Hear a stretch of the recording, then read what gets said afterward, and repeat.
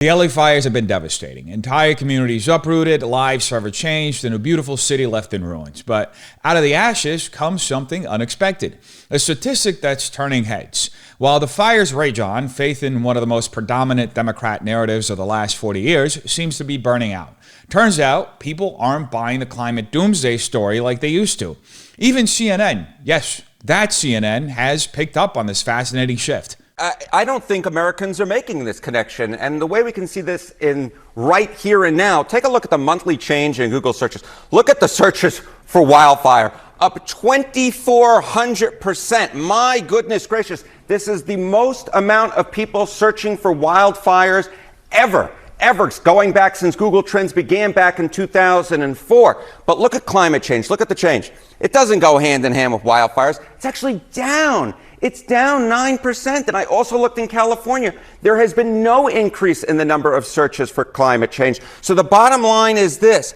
Americans are definitely interested in learning about these wildfires. They're interested in following the news about the wildfires, but they are not making that connection with climate change. That's the bottom line. So Americans aren't making the connection between the LA wildfires and climate change. Why? Are people just over the constant catastrophizing? Or has the messaging finally reached that point where it's more predictable than a Hallmark movie?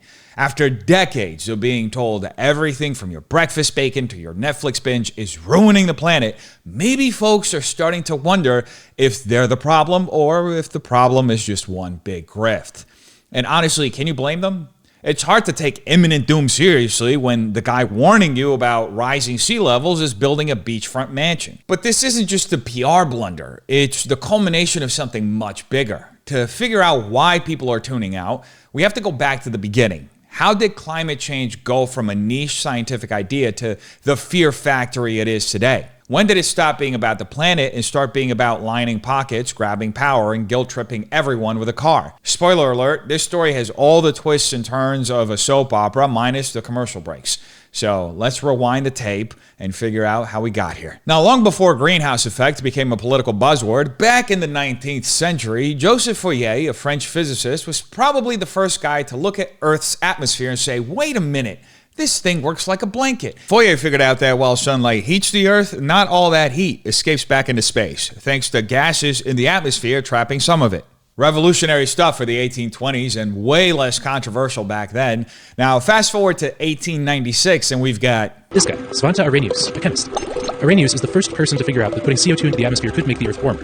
But the prevailing wisdom of the time says that there is an infallible balance of nature which no human actions could ever possibly disturb, so nobody takes Arrhenius very seriously until 1938, when an engineer named Guy Stewart Callender decides to look at global temperatures recorded over the past 50 years or so and figures out, hey, what do you know, the Earth is getting warmer. War breaks. Now, by the time the war ended in 1945, the global economy roared back to life, and with it came an industrial boom that painted the skies with sulfur pollution from coal and oil. Now, here's where it gets interesting. All that pollution acted like a giant sunshade, reflecting sunlight away from the Earth, and for the next 3 decades, instead of warming, the planet actually started cooling slightly. By the 1950s, scientists were digging into CO2's potential effects on global warming. The idea was starting to take shape. Could human activity warm the planet enough to melt the polar ice caps? Now, even though there were reports of killer smog from Los Angeles to London, back then, people had bigger things to worry about, like the Cold War, nuclear annihilation, and practicing their best duck and cover drills. And in 1967, Time magazine's cover zeroed in on the smog, thick, choking pollution that was suffocating cities.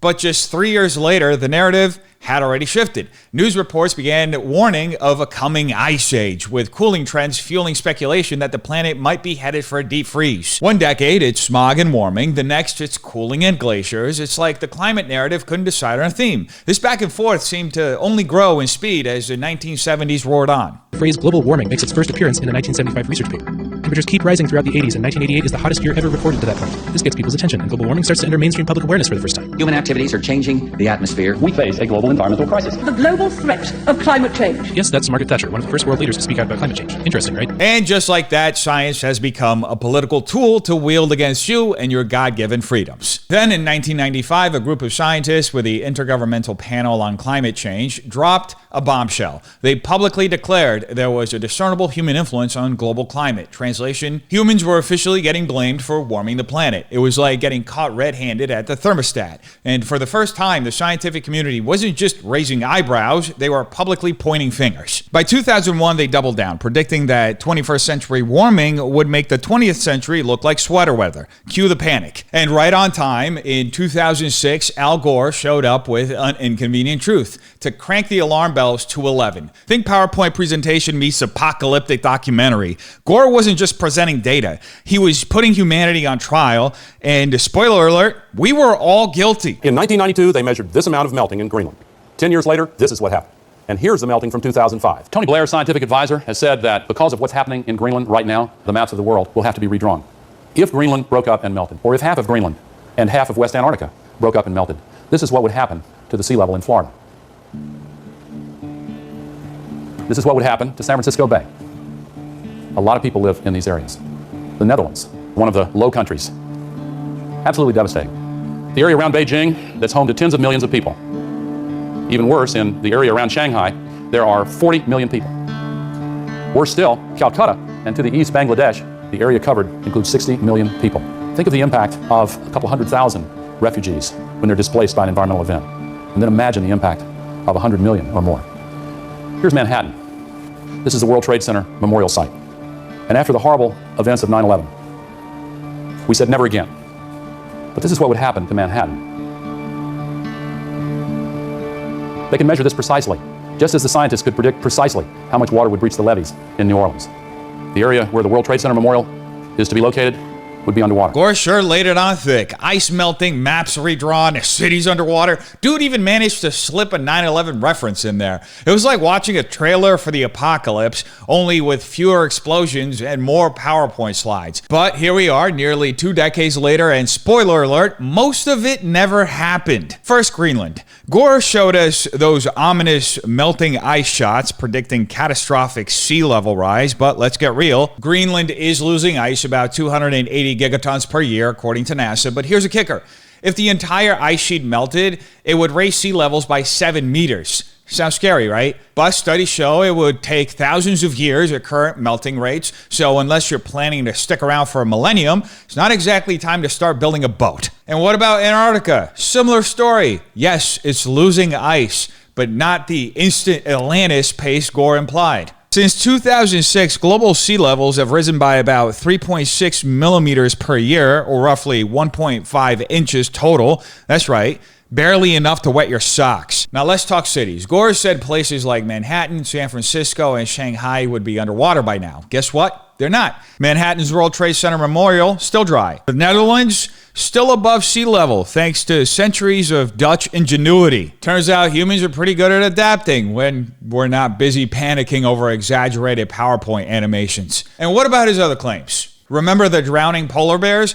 Gore made it sound like they were lining up for swimming lessons, but that was based on a single report of 4 bears found after a storm, according to the U.S. Minerals Management Service. Polar bear populations, as of now, are stable at 22,000 to 31,000 globally, not exactly the endangered poster child he hyped. Then there's Lake Chad, which Gore claimed was drying up due to climate change. According to a 2001 study in Science, the real culprit was overuse of water for agriculture. Mount Kilimanjaro's melting snow? According to a 2004 study by George Kazar and colleagues published in Science, the primary drivers are deforestation and reduced atmospheric moisture, not global warming.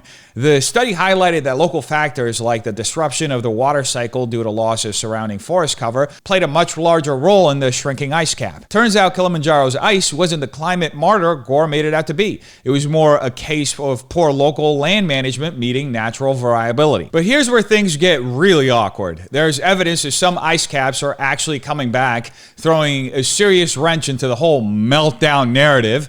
According to a 2015 study in Nature Geoscience and NASA's own research, parts of East Antarctica have been gaining ice, with a net increase of 112 billion tons per year from 1992 to 2001 and 82 billion tons annually from 2003 to 2008. That's right, while Al Gore was busy warning us about vanishing ice caps, Antarctica was quietly piling on ice like it was preparing for an encore performance of the Ice Age. By the way, this wasn't just some minor fluctuation. East Antarctica's ice gain was significant enough to reduce global sea level rise by 0.23 millimeters per year. So not only is Antarctica not drowning us in melted ice, it was actually taking water out of the equation for years. If anything, this shows how shaky the foundations of the global warming narrative really are. Gore's predictions didn't just miss the mark, they ignored data that directly contradicted his alarmist claims. Turns out the biggest hoax isn't melting ice caps, it's the doomsday marketing campaign designed to keep everyone in a perpetual state of fear. And then there's Gore's infamous 12 years to save the planet narrative. While not explicitly in the movie, he's repeated variations of this in speeches, warning of irreversible catastrophe by 2016. Well, here we are in 2025, and last I checked, the world is still spinning. And whether you believe climate change is real or not, these apocalyptic deadlines make it harder for people to take this clown show seriously. According to NOAA, global sea levels have risen about 3 inches since the film's release, so unless you're a Lego minifigure, it's not exactly time to panic. Now here's a real problem. An Inconvenient Truth didn't just overpromise, it created the modern climate alarmism playbook. Step 1, make wild predictions. Step 2, rake in awards and cash. Step 3, quietly ignore when those predictions flop. And for anybody keeping a tally out there, Gore's film won 2 Oscars, grossed $50 million, and even nabbed him a Nobel Peace Prize. But it's aged about as well as milk left out in the sun during a heat wave. Now, what's truly remarkable about Gore's film is how unbelievably successful it was. For many people, it created the illusion of unanimous consensus,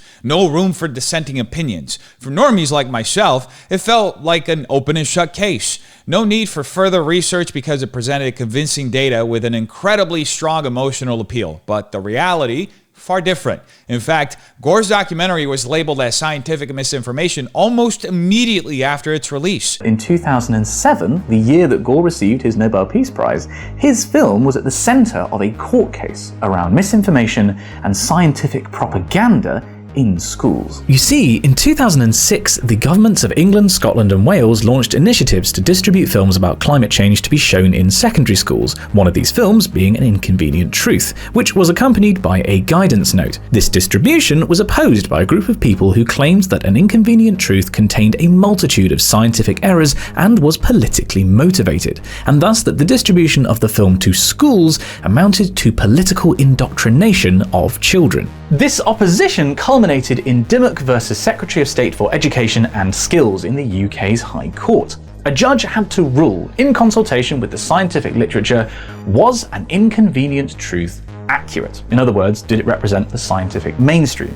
And further, was it a political film? Now, the High Court ruled that the documentary was substantially founded on scientific research, but, big but here, it also identified 9 major inaccuracies. Among them, Gore's dramatic claims about sea level rise drowning cities in near future. Spoiler alert, as we saw, it didn't happen. Pacific Islands being evacuated also didn't happen. And extreme weather events like Hurricane Katrina being definitely linked to climate change, scientifically shaky at best. The court's verdict? Sure. You can show the movie, but slap a guidance note on it to flag the exaggerations and remind everyone this is more of a political PowerPoint on steroids than pure science. Basically, the judge said, you can have your drama, Al, but don't pretend it's gospel. This case is Pete Gore mixing some good science with enough hyperbole to make it an environmental Game of Thrones. And that's the problem. When you turn education into a doomsday spectacle, you risk losing credibility. Predictions like Manhattan underwater or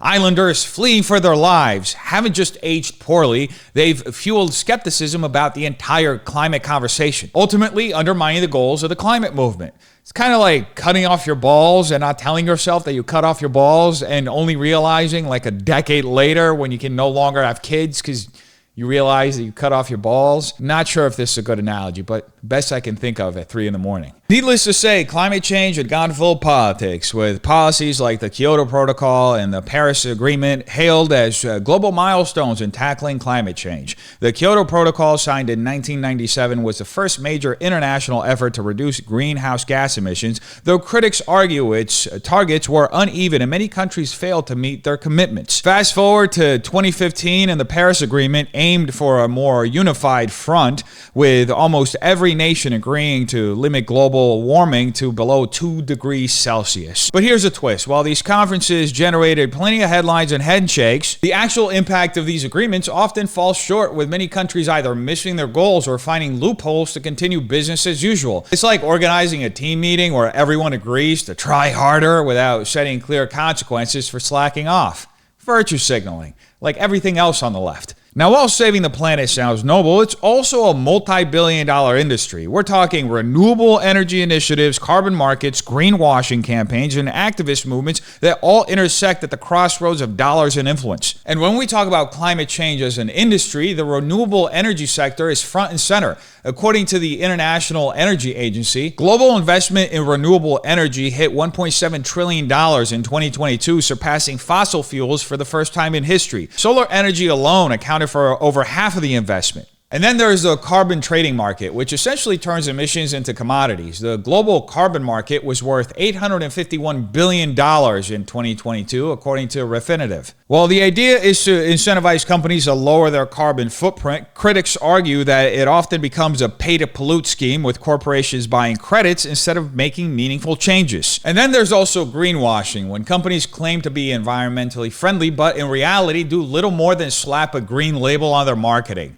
Consider BP's infamous 2000 rebrand as Beyond Petroleum, despite continuing to invest billions in oil exploration. Or take Coca-Cola, for example. Bart Elmore is a historian.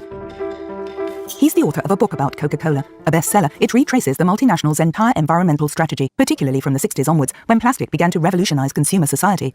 We began to see massive amounts of litter piling up around the country. Coca-Cola tried to respond to this. Wow, we're getting blamed for all this aluminum waste and all this ultimately plastic waste. What do we do? And one of the things they did was partner with an organization called Keep America Beautiful. When you hear Keep America Beautiful, you think like, wow, this sounds like an organization started by a bunch of kind of bearded environmentalists, or at least that's what I thought, because you see the sign everywhere in the United States. It's still a very present organization. But it was founded, surprisingly, by the beverage, brewing, and canning and packaging industries, right? The idea was that let's tell consumers, they're the bad ones. They're the litter bugs. They're throwing this away. Industry shouldn't be blamed for all this waste. And so this Native American, looking like a character from an old Western, makes the Keep America Beautiful a huge success.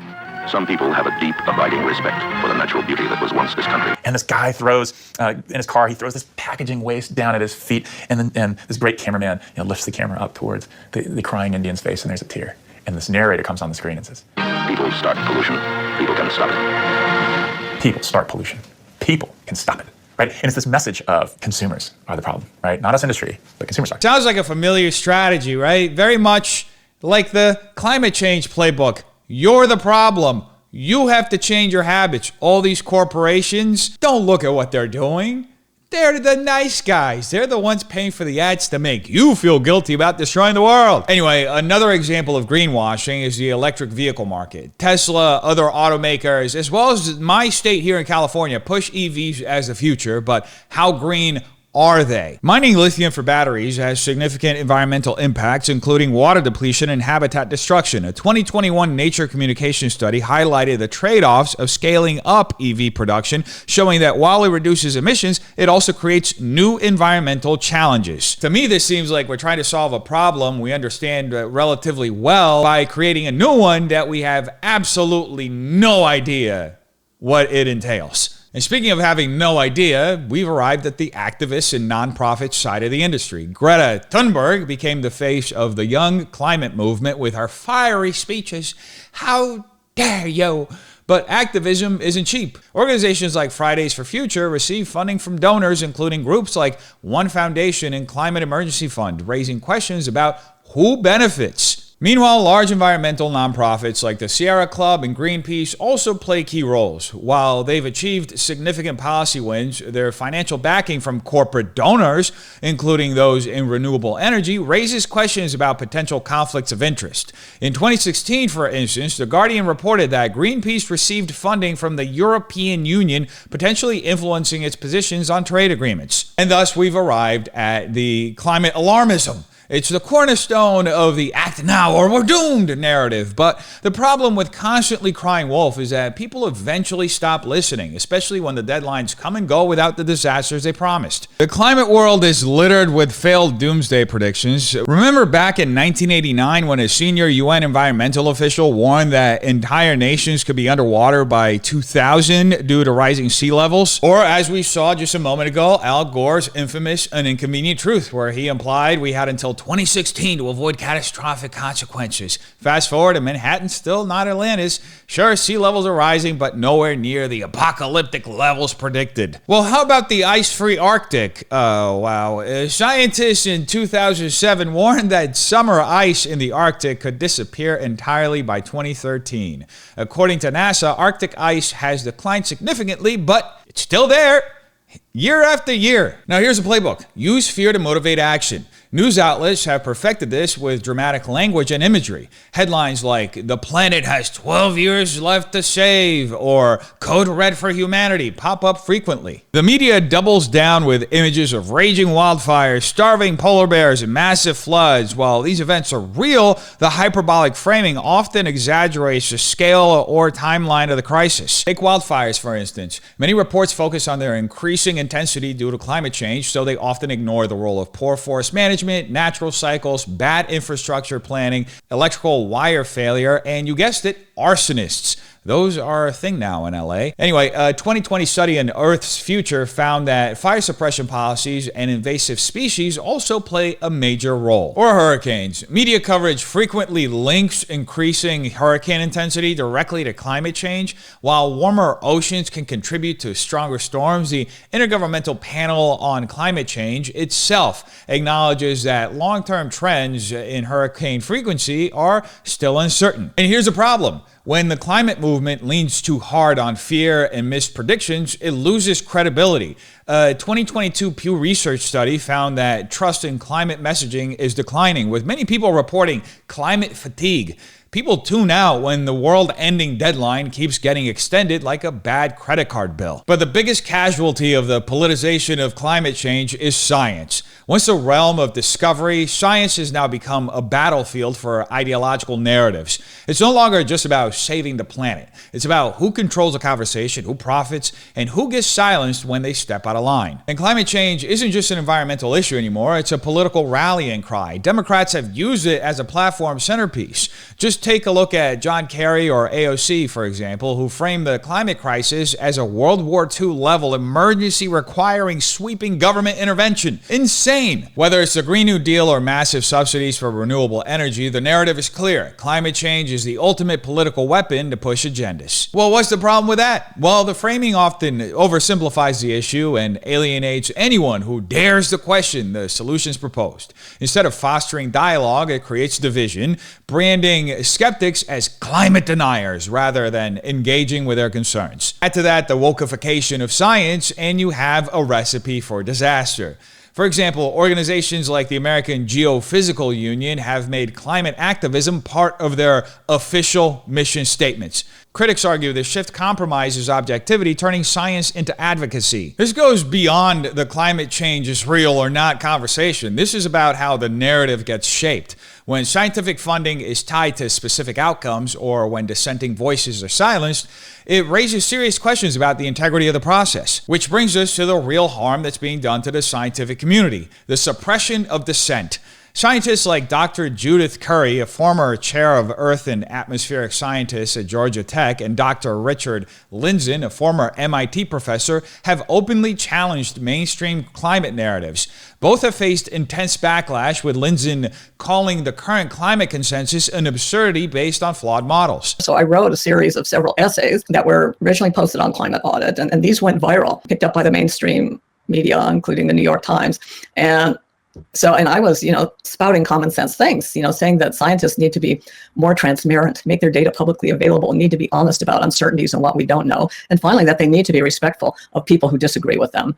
Now, I thought these were, motherhood and apple pie statements, but the climate establishment, very quickly identified me as the Antichrist, if you will, for challenging the consensus and criticizing the important people, and on it go. And I became, a chief enemy. And after about a year of not knowing how to deal with me, they thought, oh, I know how how we can deal with her. Let's just start labeling her as a denier, and toss her over into the other camp with cranks and the oil companies and whatever. And so the alarmist media picked up on this right away, and very quickly, if you Googled my name, the first 20 hits would be Judith Curry, serial climate disinformer, Judith Curry, climate denier. And that pretty much, destroyed my academic reputation, because, who wants to hire somebody with a Google profile, social media profile where everybody is calling her a denier. I resigned my faculty position in 2017 and went into the private sector, which is a much friendlier place for me to be, where I can speak out and do the kind of analyses that I think are right. But it's not just about individual scientists. Entire research grants and publications have been defunded or sidelined when they don't align with the dominant narrative. A notable example, the resignation of Dr. Caleb Rossiter from a progressive think tank after he questioned the efficacy of renewable energy policies. And censorship isn't just limited to academia. Social media platforms and mainstream outlets have flagged, demonetized, or outright banned content questioning climate orthodoxy. Whether it's YouTube throttling dissenting videos, old Twitter fact-checking alternative views, the message is clear. Fall in line or face the consequences. And let's not forget, scientific consensus has been wrong before, from the now debunked global cooling scare of the 1970s to once mainstream ideas about dietary fat causing heart disease. History shows the danger of shutting down skepticism. The current climate debate is no different. Financial and political incentives to maintain a unified narrative are immense. According to a Nature report, climate science funding reached $632 billion globally in 2021. Much of it tied to confirming the dominant theories. Challenging these theories risks not just credibility, but livelihoods. So what's the danger of all of this? Consensus thinking shuts down innovation, stifles debate, and ultimately weakens science itself. True science thrives on skepticism, not conformity. As Dr. Lindzen put it, the essence of science is questioning the consensus, not bowing to it. Now, the climate change conversation is usually dominated by one story. Humans are the main driver of global warming. But what about the role of natural climate variability? The Earth has been warming and cooling for billions of years, long before we showed up with our SUVs or air conditioners. Let's dig into the overlooked history, the natural forces at play, and why some scientists say our climate models aren't as bulletproof as we're told. First, let's talk history. The Earth's climate has always been in flux. For example, the medieval warm period, roughly 900 to 1300 Christ era, saw unusually warm temperatures in parts of Europe and North America, warm enough for the Vikings to settle Greenland and plant crops there. Then came the Little Ice Age, from 1300 to 1850 Christ era, when temperatures dropped, rivers froze, and crops failed across Europe. These weren't caused by factories or fossil fuels, but by natural factors like volcanic eruptions and changes in solar radiation. So here's my point. Climate change didn't start with the Industrial Revolution. The Earth has a long history of warming and cooling cycles that don't require human intervention. Now let's talk about the forces of nature. One big player, solar cycles. The sun isn't just a giant ball of fire. It's a key driver in climate. Changes in solar radiation, like those during the 11-year sunspot cycle, can directly impact global temperatures. A 2020 study in Frontiers in Earth Science found that solar activity accounted for up to 20% of temperature variability over the past 150 years. Then there are volcanic eruptions. When a volcano like Mount Pinatubo erupted in 1991, it released so much sulfur dioxide into the atmosphere that it temporarily cooled the Earth by about 0.6 degrees Celsius. These natural events can dwarf the short-term impact of human activity, yet they rarely get the spotlight in mainstream discussions. And here's where it gets interesting. The models we use to predict climate change aren't perfect. In fact, they're based on assumptions that often oversimplify complex systems. For example, many models struggle to account for natural variability like solar or volcanic activity, focusing almost exclusively on human contributions. And Dr. Curry has been vocal about this. She's pointed out that while models predict consistent warming, real-world data often shows fluctuations that models fail to capture. What's going on in the atmosphere, to me, it's really the oceans and the sun that are the biggest sources of uncertainty in terms of understanding what's going on and be able to project into the future. So there are... Okay, why the oceans? Oh my goodness. Okay, the oceans have these large circulation systems overturning. Okay, El Nino, La Nina. People are familiar with that. That's a mode of natural internal variability. There's also decadal and multi-decadal oscillation cycles that change the patterns of clouds, the whole patterns of sea surface temperature, influence the snowfall on Greenland, the Arctic sea ice, rainfall, regional climates, etc. And the models don't treat these very well. There's a whole spectrum of these ocean circulations all on out to 10,000 years. You have millennial scale overturning that influences the climate, and the models have far too little power, in that part of the spectrum. So we're just missing that. And so is that a consequence? Does that mean that the degree to which the ocean takes up carbon dioxide is permeated by error in measurement? Is it also an indication of our lack of understanding of how the temperature of the ocean itself is regulated by the motion of water from the depths up to the top? All of that? Yeah. Is that where the error is? Well, no. Vertical transport of heat and carbon in the ocean is part of the consequences of the uncertainty in these large-scale circulations. But more fundamentally, these large-scale, they change the weather patterns and change the clouds, among other things. So, this is trying to get all that modeled right, let alone making credible predictions into the future. We're not there. Not even close to being there. And let's not forget about the infamous hockey stick graph popularized by Michael Mann. While it's been widely cited as evidence of unprecedented warming, critics like Dr. Richard Lindzen argue that it downplays historical climate variability, making today's changes seem more extreme than they really are. The thing you have to realize, and I wish there were a way teachers could explain that, when you see a graph, the first thing you have to do is see what the coordinates are. What are the units and what are they talking about? I was blown away when, people mentioned the BBC finally saw the light, and they said, we're not going to reach the dizzying warmth of 1998 for some years. 1998 was the warmest year on record for that. How much warmer was it than 2005? A little under a tenth of a degree. Now, here's something a tenth of a degree warmer, and the journalist is speaking of it as the dizzying heat of it. This is nonsense. Every day, every hour, you undergo bigger temperature changes than that. Keep that in mind. So now you get to the hockey stick. Here it's doing nothing, as though we could measure it to tenths of a degree for 1,000 years with 3 rings. And then it shoots up, but it shoots up a half degree. And we look at it and say, wow. It's like in your newspaper or any other newspaper, they showed the graph of the stock prices. If it went up 2 points, it looks the same as though it went up 300 points. You have to look at the coordinates. And so, that's the issue. The hockey stick's point was not, it was another way of getting around saying the warming wasn't much. So it tried to say it was unprecedented. In all sorts of ways, you can avoid saying it's tiny. One is say numerous record-breaking years. The other is say it's unprecedented. In the meanwhile, you should look at the graph and see it's still tiny. Now look, saving the planet sounds great, but have you ever wondered who's paying the price? Spoiler alert, it's not the billionaires flying private jets to climate summits, or for that matter, celebrities like Taylor Swift, whose private plane reportedly took 170 flights in just 2022, emitting more CO2 in a single year than the average person does in a lifetime, according to the Yard.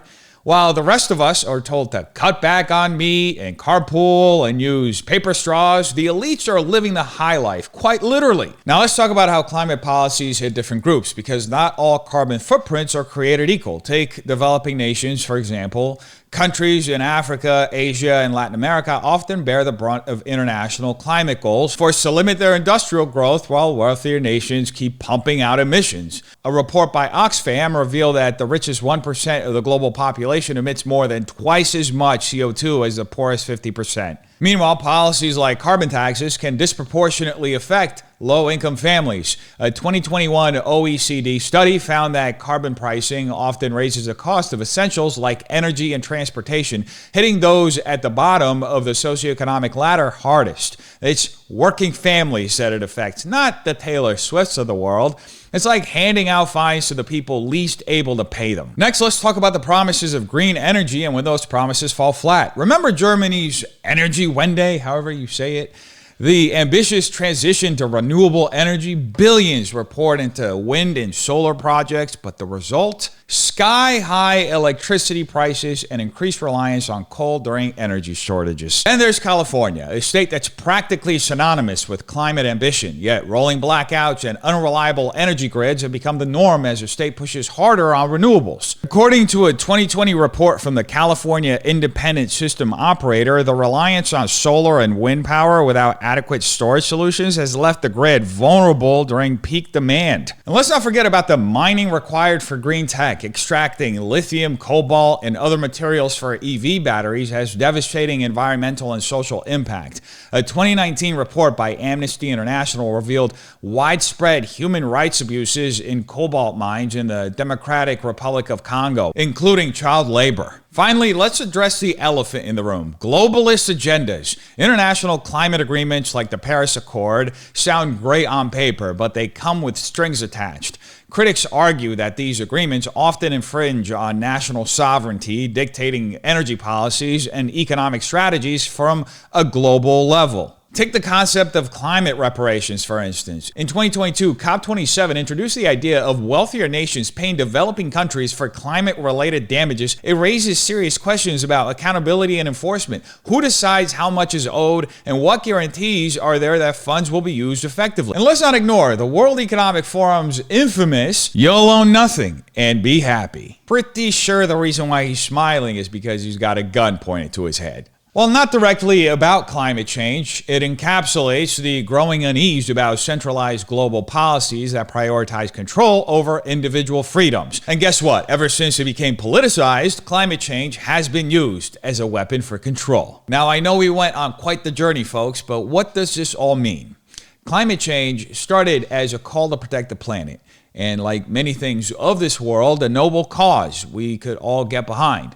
But somewhere along the way, good intentions gave way to corruption, alarmism, and political agendas. And now, public trust is eroding, and climate fatigue is stepping in. Even the mainstream media can't ignore it anymore. Take the CNN segment we saw at the beginning of this video, for example, where they highlight how public interest in climate change is dwindling. Guess what? There's more to it. We have seen a lot of extreme weather events over the last few decades, right?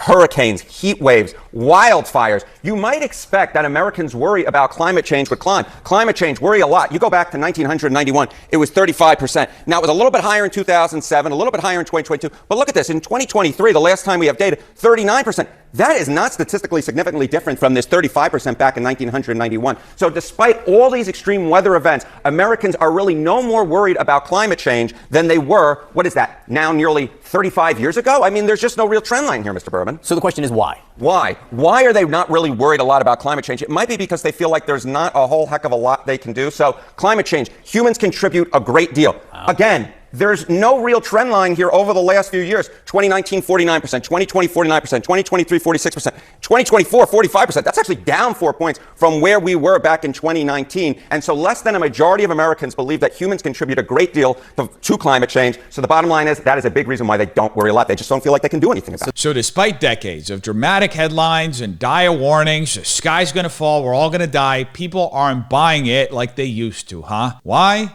Maybe it's because those doomsday predictions never came true. Or maybe it's because the movement has been hijacked by government officials who seem more focused on controlling narratives and using climate change as a platform to improve their careers, looking at you, AOC, than fixing any of the problems that they claim exist. I mean, just think about it. When the same people preaching sacrifice are hopping on private jets or pushing flawed green energy projects that focus on cow farts, it's no wonder people are tuning out. So where do we go from here? Whether you think climate change is real or not, one thing is undeniable: it's a complex issue, and it's becoming increasingly hard to take proposed solutions seriously when they come wrapped in alarmism, profit-driven agendas, and Democrat political opportunism. Who's really benefiting from these policies? Why are dissenting voices shut down instead of debated? Further, how many deadlines for disaster have come and gone?